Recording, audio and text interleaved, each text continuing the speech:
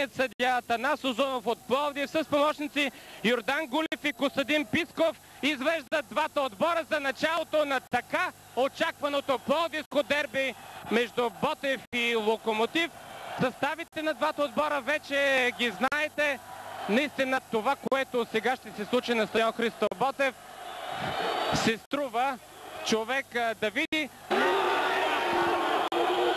Виждате какво подари един от много колоритните фенове на Локомотив Пловдив на главния съдия Атанас Узунов.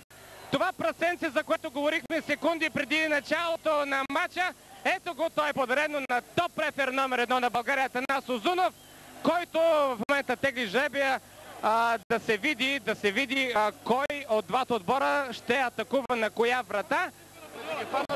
Наистина създава се бразилски и едва ли не английски колорит. Димна завеса.